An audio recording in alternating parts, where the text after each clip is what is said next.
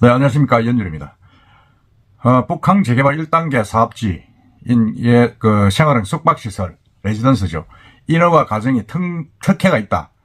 이런 의혹이 꾸준히 제기됐습니다. 2000년도부터 제기가 돼가지고 동구청부터 시작한 모든 시민단체들이 반대를 많이 했죠.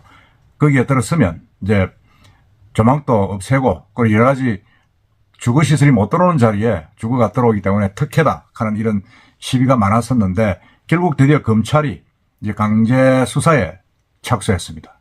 이건 이제 감사원이 이제 수사를 좀 해달라고 의뢰를 한 수사였는데 결국 이제 검찰이 이제 항만공사에 이어서 부산시, 동구청까지 전부 다 압수수색을 했습니다. 그래서 지금 이제 상당히 좀 결국 터질 게 터졌다 지금 그런 이야기가 나오고 있는데 그렇게 이렇게 되니까 검찰은 이번에 이게 뭐 강제 수사니까 어쨌든 간에 뭐 임의 수사가 아니고 감사원에서 수사를 해달라고 이제 요구가 와서 수사를 하는 겁니다. 하기 때문에 북한 재개발 지역 전반의 부지 매각, 뭐 인허가 과정으로 확산되는 거 아니냐 하는 그런 우려가 있습니다. 근데 사실은 북한 재개발 이건 뭐 제가 전에도 뭐 유튜브에서 말씀드렸습니다. 이만은 북한 재개발 단지에 이게 주택 건설, 주거시설이 들어오는 게 말이 되지 않지 않습니까? 특히 상업 업무시설에 상업시설 같으면 우리가 뭐 쉬운 예로 뭐 호텔이 들어선다든지 아니면 백화점이 들어선다든지 무슨 이렇게 돼야 되는데 그게 생활형 숙박시설 이래가지고 아파트를 이제 허가를 내주는 그런 몰상식한 일이 생겨가지고 뭐 과연 이 북한을 매립할 필요가 있었느냐, 북한 재개발을 이런 식으로 해서 되느냐 하는 그런 지적이 많고 저도 비판을 많이 했습니다. 많이 했는데 결국 이 부산지검에서 이제 수사에 들어갔는데 그 언론에 보도된 내용을 간단히 보면 그렇습니다. 이게 뭐 시청이 이제 완전히 동구청 항만공사 쪽에 이제 전부 다 이제 수사를 하면서 압수수색을 나섰는데 주로 이제 이 압수수색이 이제 북한 재개발 사업 1단계 상업 업무 지구 레지던스 인허가와 관련된 것이다. 좀 그렇게 보고 있죠. 그 상업 업무 시설 부지는 그렇습니다. D1, D2, D3로 이제 이렇게 구분이 돼 있습니다. 구분이 돼 가지고 레지던스가 총 2200만 9개가 들어설 예정이라고 합니다. 그 D1 구역은 이제 협성 개발에서 이제 하는데 1028실 2021년 입주를 마쳤습니다. 이거는 이제 G9이라고 해 가지고 지금 이제 들어서 있는데 참 보기 싫습니다. 그 평지에 우뚝하니 솟아 있는데 이건 이제 협성건설이 이제 그 북한 재개발 사업에 이제 매립을 해가지고 사업을 했죠. 사업을 해가지고 거기에 이제 대토를 받은 땅입니다. 그러니까 공사비 대신으로 받은 땅입니다. 땅인데 이건 뭐 2021년에 이제 벌써 분양을 해가 입주까지 마쳤습니다. 입주까지 마쳐가지고 뭐 더 이상 뭘 말하기도 좀 그렇습니다. 그런데 문제는 이제 D2, D3가 문제입니다. D2, D3가 문제인데 D3 지역은 롯데 더메르라는 그 이름으로 지금 거의 분양이 끝났죠. 이것도 분양이 끝나가지고 뭐 1221실이 이제 들어설 예정으로 있습니다. 예정으로 있고 해가지고 여기도 이제 이 부산에서 상당히 좀 논란이 많았던 그런 지역입니다. D3 같은 경우 숙박시설 비율이 무려 91% 가까이 됩니다. 돼가지고 이렇게 완전히 이제 숙박시설 주거시설이 들어와서 되느냐 뭐 그런 이야기입니다. 그런 이야기를 해가지고 반발이 많았죠. 반발이 많아가지고 부산 오션 그 개발이라는 데서 이제 계약을 했습니다. 했는데 결국 롯데하고 이제 거기 어딥니까 롯데 건설하고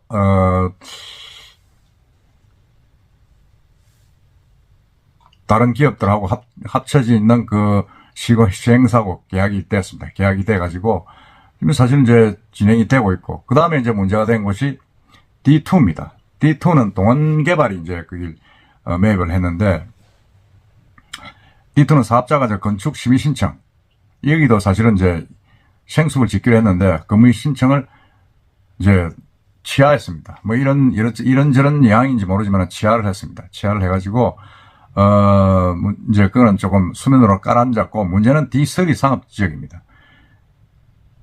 여기는 이제 사실 이제 이 지난 2020년 국정감사에서 더불어민주당 최인호 의원이 이제 제기를 했는데 그 내용을 보면 공사로 제출받은 자료에 따르면 매수 신청을 한 6곳, 7곳 중에서 6곳이 비례율을 76% 최고, 생활형 숙박시설의 비례율을 76%까지 하겠다고 했는데 91%로 제시한 롯데건설에